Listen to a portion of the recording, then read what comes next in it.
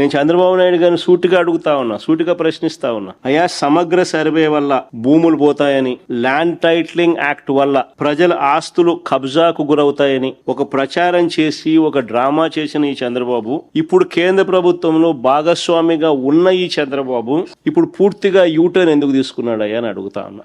మా ప్రభుత్వ హయాంలో మేము చక్కగా సర్వే చేసినందుకు దేశంలో అన్ని రాష్ట్రాల కల్లా మెరుగ్గా మేము చేశాము అని కేంద్ర ప్రభుత్వం నుంచి 400 కోట్ల రూపాయలు మాకు రాయితీ వస్తే ఆ క్రెడిట్ ను తన ఖాతాలోకి వేసుకోవడానికి పడరాని పాటలు పడతా ఉన్నాడు. వాళ్ళ ఎంపీ, వాళ్ళ మంత్రి, కేంద్ర మంత్రి, వాళ్ళ ఎంపీ ఆ పెమ్మసాని ఆయన ట్వీట్ మాట్లాడడం అసలు నాకు ఆశ్చర్యం అనిపిస్తుంది. ఆయన చంద్రబాబు నాయుడు నుంచి థ్యాంక్ యూ, ఇంకా మళ్ళీ అబద్ధాలు ఇంకా ఏ స్థాయి లేకపోయినాయంటే పట్టాదారు పుస్తకాలపై QR కోడ్ ఆయనే తెచ్చినాడంట. అది ఇంకొక అబద్ధాలు. అసలు నిజంగా ఈ స్థాయిలోకి ఒక మనిషి ముఖ్యమంత్రి స్థానంలో ఉంటూ, ఆయన కన్నా నేను కొడుకు వయసులో ఉన్నా, నేను మా ఆయన ఇద్దరు సమకాలికులు, నాతో కూడా కాంపిటీషన్ చేయలేకున్నాడు. మా నాయన కథ దేవుడు ఎరుగు.